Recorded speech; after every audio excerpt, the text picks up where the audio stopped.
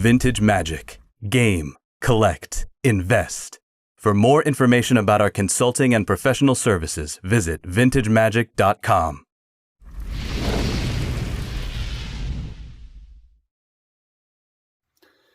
All right, guys, welcome back. It's me, Daniel, with vintagemagic.com, and today we have, well, more cards to sort, but I'm going to talk about a topic that is near and dear to many of you guys who've asked. If you haven't asked, you're probably thinking of it. Where the hell is the market heading? What are we going to do? Let's take a look and let's discuss this very important subject. All right, so currently, current events situation, Bitcoin is at like, they hit a record high of like 63,000, 64,000, something like that. Okay, so that's interesting. How is Bitcoin going to affect the market because of this certain pace it's on?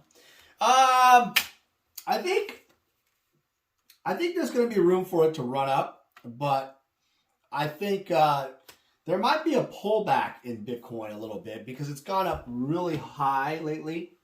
I wouldn't doubt it goes down back to 50,000, maybe even 45,000, something like that, before it goes back up again. So it might be a buying opportunity for those of you interested in Bitcoin. Recently, Coinbase started it's on the stock exchange. So what that basically means is that there is now an opportunity for you to invest in kind of the Coinbase is like the financial center of the kind of where you do all the transactions. Kind of, I call it like the PayPal of cryptocurrency. And it's not just Bitcoin. It's also all of crypto itself. So it's not Bitcoin only. It has Ethereum, XRP, the Doggy coin, stuff like that. So I'm a little worried about a couple of things in terms of saturation. There's a lot of cryptocurrency. It reminds me of like blue chip stocks versus small cap versus penny stocks. A lot of people are making their own Bitcoin stock or type of thing, their own crypto stock, crypto coin. Like Vegas Dave is having his Vegas Dave coin. I think Elon Musk has his Elon Musk coin. So it's troubling because there's a lot of money being spread in different areas, and all it requires is high volatility. None of this is really stable. It's if you enjoy trading and speculation, this is your thing. But if you're a conservative investor like myself, it's interestingly very troubling because I don't know. Like, I'm really diversified already, but what do I do? Start trading cryptocurrency? I'm not for it, but I see why others may be, and that's cool. So I gotta say, like, yeah, I mean, you could get into that space, and now buy into the what do you call it, the Coinbase stock. But more importantly, do you start trading crypto and start making money? If you're not into stock trading itself, I wouldn't do it, right? So now let's talk about also the market itself. So the market right now stock market is absolutely on a tear. It's on all-time highs, I believe. So what that means for you people out there looking to invest, it's really, really expensive. Houses are on fire. The housing market is absolutely nuts. So that means that everything's expensive. I've been reading up on commodities. Commodities are going up. Just basic supplies, building homes, building supplies. All that stuff is rising like nuts. So I gotta say, I'm a little concerned. The word is pretty much inflation. I'm concerned for inflation because the economy is absolutely on a tear. Yet, lots of people who are in that realm of, kind of barely paycheck to paycheck, lost their jobs during the Corona situation, kind of reestablishing their lives again. Maybe not in the travel or service industry anymore because they realize, that may not be a sustainable career. Lots of things have changed for those people. I don't know if the economy is quite awesome yet. It's like, oh, like, is it stabilized? I definitely think the rich have gotten richer, right? The people that have less money, it's going to be hard. It's going to be hard for a while. So my feeling is that right now the prices are kind of flat, with Magic, that is. Prices are really flat. There's definitely, it's not a bubble. I don't foresee a bubble situation. It's more about prices are flat.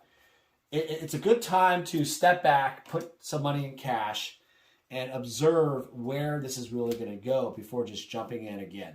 I recommend allocating a decent amount of cash ready to go. I think that's why I think a lot of people have already, and usually when I talk about this stuff, it's already happened. So at this time, I think a lot of people have already spent a lot of money into the cards and such. And now they're realizing, hey, I've put a lot of money into Magic as an investment, Magic as a game, Alpha 40, collecting, whatever, old school. Now the economy is kind of rolling back to a new, it's coming back, right? Where can it really go from here? And so people are kind of already figuring out, like, okay, do I invest more, or more like what's happening now? I put money into cash and wait. So I see that a lot. I see that a lot happening right now. And it doesn't really make me feel like, it's really bad. But there's going to be a slowdown. And that slowdown could be an increase of supply of items coming out. So that could trigger a possible sell-off opportunity where people are going to, I think the next PWCC auction is going to be really telling. There's one that's coming up here. There's a lot of alpha cards, a lot of cards that a lot of volume. And I wonder, is the market kind of correcting? So we'll kind of have to observe where the prices are selling for those cards. And if it is correcting, is it growing? Is it flat? Where is it at? But, I don't really think PWCC is the best indicator. It is an indicator of, the market in terms of the graded cards. They sell primarily just the graded cards. So it does help if you're into the graded card market. But that doesn't really help with necessarily the Alpha 40 market for the raw cards. Because a lot of people buy just strictly raw cards. Yes, people buy the cards for cracking open and such. But that doesn't, there's still some of that. So what I'm doing right now is I'm still looking for deals. I'm still buying collections. I don't know if you guys have seen recently, I bought some really large collections. I'm also, if you're interested in Alpha Black Lotuses, I have some from the Peter Atkinson collection. I'm helping him sell. Please contact me at vintagemagic.com. Contact us. But yeah, I'm always doing deals and buying stuff. That hasn't ended. I think that's the misconception. Like, Dan, are you saying that you're not buying anymore? No. When you're in this business, you're always buying, always buying. Business is always going to happen, like commerce of buying cards. You're going to want to buy cards because if there's deals to be made or flips, you're going to want to, use that capital up. Another thing interesting enough, I looked into this. I never needed the capital to do this, but I was just always intrigued by it. How does it work for HELOCs? HELOC is a loan against your home or homes. And basically what that means is you can borrow against your homes to buy, some people buy cars and toys. In this case, I'll buy more Magic cards, right? Or large collections, And I have lots of capital, relatively liquid, but you never know how large the collections get or the volume. So if for some reason there's a tremendous amount of collections out there, I'm going to free up, at least $1 million of extra capital just to make sure, hey, if it's available, I'm going to buy it, right? Now, this brings up the question, most people can't hold on to collections and they're going to have to sell out pretty quick. So one of the tricks to, I think, some of the wealth I've built over the years was I haven't had to sell quickly pretty much ever. Well, no, in the beginning, I would sell the top end where I would sell like when they're high graded. And that was, it was kind of an interesting thing. Like I would sell like the Black Lotuses, stuff like that. And those turned out to be probably, if I look back at it, I probably should have never sold any Black Lotuses ever. They've gone up like crazy. But I will say that the money that I sold them for, I ended up buying more and more cards. So it has an exponential rate of growing business, but at the same time, it's very interesting. Like if you're a collector, definitely not. You should not ever sell really much anything because things are going to continue rising. I think that's one of the issues with collectors is that when they start selling things all the time and there's a frequency for them to sell and, stuff like that, they have to sell or they feel like, I have too many positions of certain cards, whatever. But if you ever, if you're a collector, you're better off oftentimes not even selling what you have because you can actually, the gains are so large in the long run. Now, dealers, it's harder. I mean, a lot of people who are dealers, like I said, will have a difficult time holding on. That's why the flip aspect happens. They're flipping cards. They're making money on, the brokering side. Sometimes they don't even actually do any type of money up front. They do none. And they just, they're continually doing deals and such, and that's great, But I find I feel like there's a percentage that you're going to have to hold back a little bit in selling.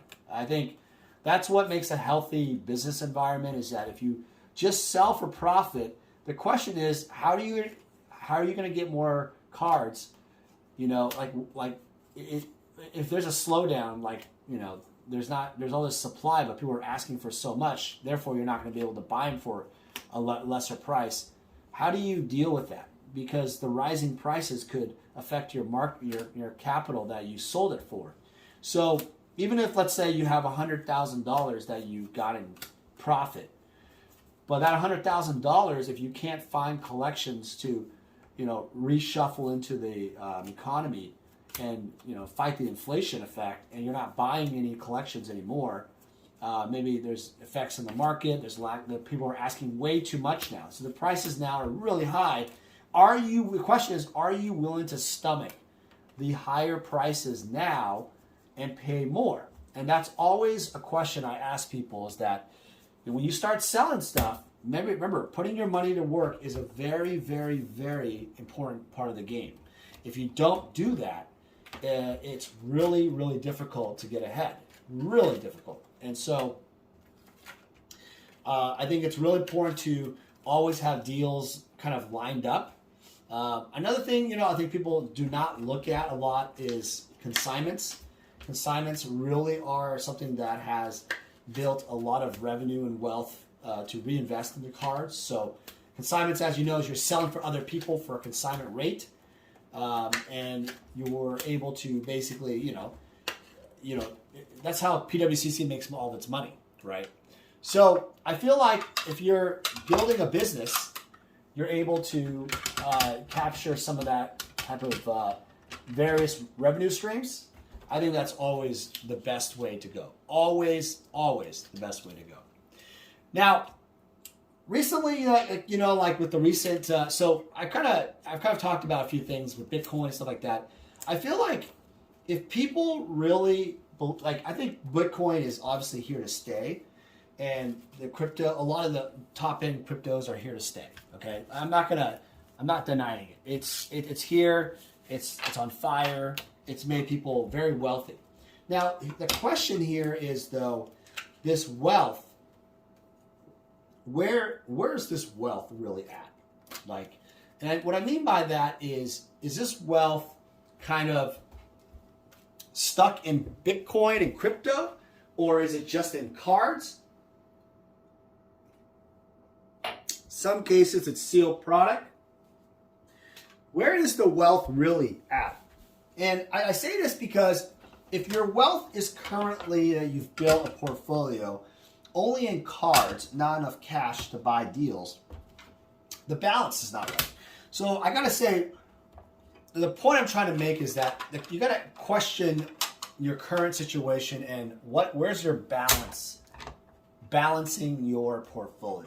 That's something that I want to mention, is that if your investments are not balanced right now, and there's too much of something in one thing, it generally produces an opportunity for a lot of volatility. And the volatility can turn really sour, especially if you have one of something. So this happens a lot with people with like buyouts of certain stuff. Like I would say buyouts of a specific card, right? And that right there is a big red flag. If you have specifically a large amount of position in one particular card. Now, if you're saying, okay, I got a lot of alpha, that's a little different. You have a lot of range. But now the other thing is, though, if you're like, hey, I have a lot of position in like one card, as in like a power 9. Okay, so in the case of like Time Twister, okay, let's take a Time Twister.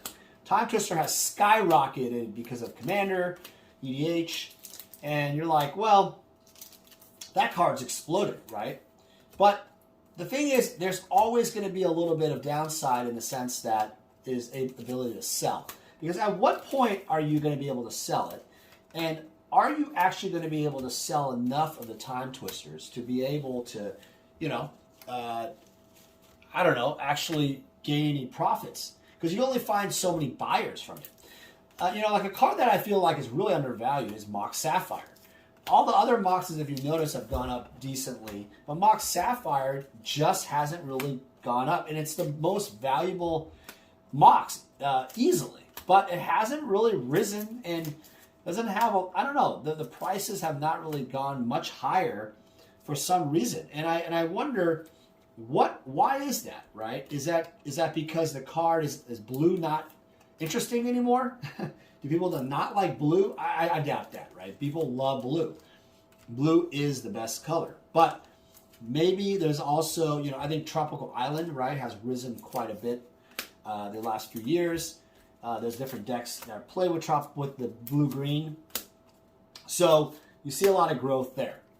But I think, diversification has always been a thing that I've always think that's the best policy. And right now, when you're getting the cash in and then you're being diverse with what you're buying, I think that's a good recipe in general. Let's talk about like sealed product real quick. So sealed product, sealed product has gone up a lot. Like a lot. So in the past, sealed product was, just sitting around, right? Doing not much. I think revised boxes never broke 10K, never even broke 5K in some cases. And out of nowhere, there was some that sold for even 15K during the boom. Legends boxes never even broke 5K. They're at 6K. Then they broke 10K. Never broke 10K for a while. Then 15K, sat at 15K. And then it broke like 30K, right? 30K. And now they're like 30 to 40K possibly. So there's so much like movement at price points that you wonder, is this kind of like, I wouldn't say it's a bubble, but is there a lot of room for volatility and drop? And I'll address sealed product this way. I don't think sealed product will ever drop again. Because the people that have the sealed product, they have them in large amounts. I have a decent amount. There's other dealers that have decent amounts. Rudy has obviously large positions of new product, right? But all in all, there's people that have sealed product, and these people are wealthy. They are not needing to sell ever. So once you're not going to be able to just convince these people to sell their cards or sell their sealed product, and they look at them as investment, and they see growth, right? And if you've kept looking at the market currently, like Mirage boxes, Ice Age, Fallen Empires, even Exodus, Tempest, Urza's block, Visions, all those sets, the older product reserve list cards can contain sets. They've all risen like absolutely crazy. So yeah, I think that those will continue to hold value. It's going to be hard for them to grow as they have before. They kind of just all went up really fast. It reminds me a lot like Pokemon, where the Pokemon products were stuck at a certain price for a very long time. And then out of nowhere, everything, mark my words, everything went crazy, right? And so that is an indicator that, okay, the inflationary jump happened, okay? And now what you have is a holding pattern, right? People are no longer going to want to sell their stuff. You know, they're not selling it. They're not selling it unless, you know, they get a certain price. And now if you look at eBay, all the price movement stuff is much, much higher. So that's why I kept saying earlier, like, it's really difficult to actually buy stuff, right? Because the prices are so high. It's difficult to understand when the market's going to change. Actually, I don't think these are all, yeah, I wonder if these are all nice or something. That's why they're on sleeves. It's really hard, it's difficult to determine when the market's going to change and go down again. And that's always the constant problem, because with collectibles, yes, you want to buy low, sell high, but in the current environment, it seems like collectibles just keeps rising, especially specific ones like alpha, right? It keeps rising and rising and rising, and every time you sell, you're always behind the eight ball, and you end up losing a lot of value. It's like selling Bitcoin and just trade and just, you know, selling out completely. So I always feel like you should always have your skin in the game and not sell out. That's an important thing that I have always realized to do, is that I never sell out any one position. You always have exposure on different things. I think there's some things, you know, you could sell. Like, I think misprints are kind of interesting. Like, I sold some textless cards to kind of a semi-dealer, and basically that could be something that people could reinvest in, right? But and then he might have a market for, you know, selling out long term. But I feel like certain misprint stuff is going to take a while for it to sell. I just think that's just the way it is. These are all, what are these? These are all IE or something like that. Yeah, so I feel like there's a tremendous amount of room for it to, you know, on the misprint side for volatility wise. I've just never really been a huge fan of misprints in terms of long-term holds. I know, I'm going to hear it from the comments. People are like, well, you know, you're missing out. There's a lot of money to be made. I sold this car for this and that, you know, whatever. I mean, I got to say, like, I'm happy for you. I'm happy that you've sold cards for good money. But my issue with misprints will always be the same. Like, the number of players that are actually collectors who are buying them, there's so little, and everybody knows each other. And that produces a massive problem when you try to resell, and when you keep the actual cards for a very long time. It's going to be a very difficult thing. So it's definitely not, like, if you were interested in investing, misprints should not be your number one target. It's just they're just really hard to sell quickly. You have to hold them forever. It would just take a long time. So I don't recommend that at all. I find it to be one of the worst things you can do from a long-term perspective, misprints. But, you know, you can correct, you can, if you put in the comments below, I'm happy to hear what you think, but that's what I think, you know, and that's my experience. All right, so here, where we are in the video. So we're at 23 minutes. All right, so look, you know, I will say that, you know, a lot of people have come to me with larger collections. I'll end it with this. Like, lately, like, there was a collection I sold for almost $600,000 something, and I will say that large collections are absolutely going to happen. The size of collections, the largeness of collections is absolutely insane, like absolute insanity. There's so much money right now that is being reshuffled. So part of it is, I think, due to the fact that people are retiring. Yes. So I think I've mentioned this before, but I'll say it again. Retirement is a thing. If you don't believe me, well, that's okay. Then you'll kind of realize when it's too late that people are getting out of, like, like the cards they've had, like people in their 50s, right? Especially 50s, stuff like that. They're getting out of the cards and, retiring well, paying off their homes, etc. And it's gotten to a point where, like, you're going to have to decide, do I want to get into those large, massive deals? And so I feel like there is always opportunity for people to buy into stuff and deals and such. But the warning I have to give is that once you start buying really big deals, you're almost all your cash are locked into that one deal.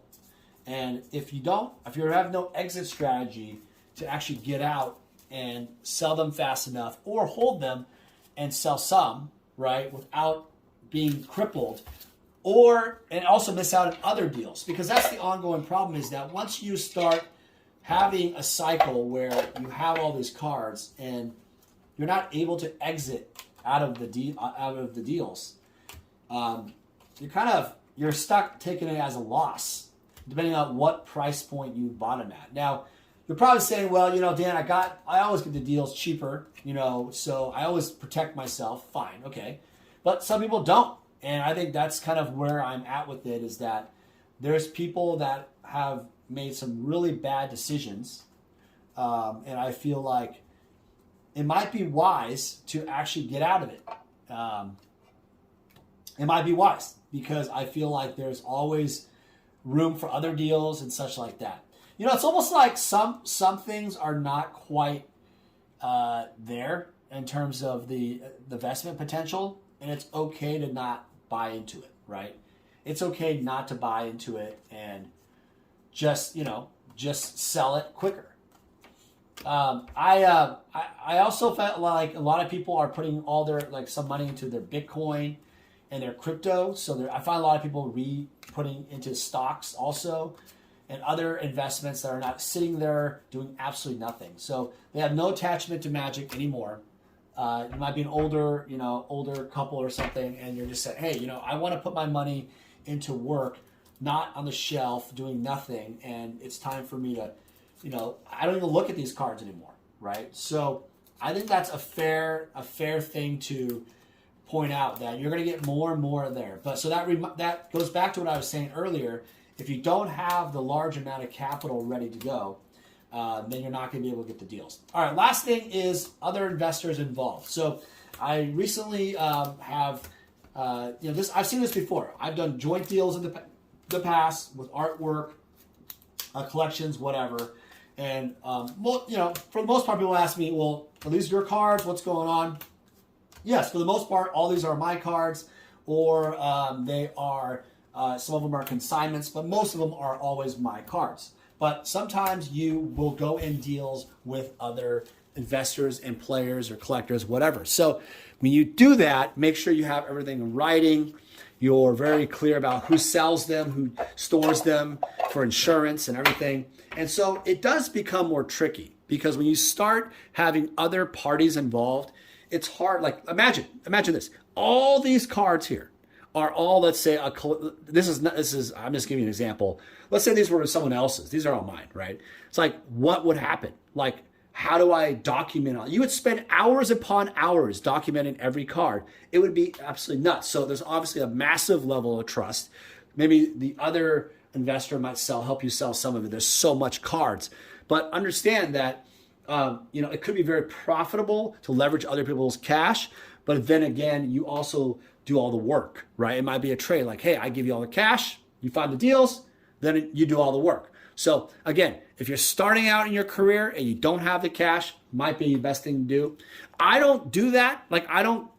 I usually, people have approached me like, hey, if you give me money, Dan, I can make more money and find more deals. The thing is, I'm already really well established. I have so many deals, so many cards. I have to sell these. I haven't even sorted these. And some of these cards have been around for almost 2 years, 2 years. And I have yet to sort them. And I have way more collections, even 5 to 10 years I haven't looked at. So that's the problem. The problem is that I don't want to put more cash in. I don't need to get someone else to find me more cards, because I have so much already. So when you're in that position, it's always amazing. But But I will say that if you're in the position of flipping, try to build equity for yourself and build your business, it is wise to get into with other people's capital so you can kind of build your capital position. All right, guys, I hope you guys learned something. I know it's a long video. I like doing these once in a while. I hope you guys enjoyed it. Comments below. Always happy to answer the questions. And again, happy investing. Take care. Hey guys, it's me, Daniel with VintageMagic.com. I'm here to share with you more about our deck and set collector fulfillment service. The deck fulfillment service caters to the player. And what that basically means is if you are a player looking to fulfill your old school Magic deck, certain Power 9 or key pieces in your Vintage deck, or dual lands in your Legacy deck, we have the inventory and the resources to help you fulfill your needs. Next, we have the set collector fulfillment service. This really caters more towards the collector. Oftentimes I've been asked, hey Dan, can you help me find this specific graded card for this set?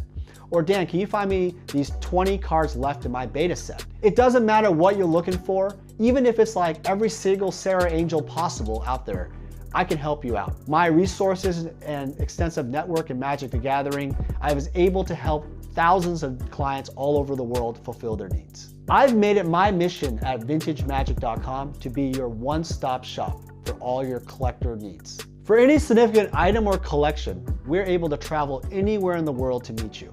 The reason why my clients love this service because it saves you time. What happens is collectors and players often search all over online or vendors and they never find exactly what they're looking for. By going to us, we are the only one-stop shop who can help you with your needs. Using our service gets you exactly what you want and saves you time and money.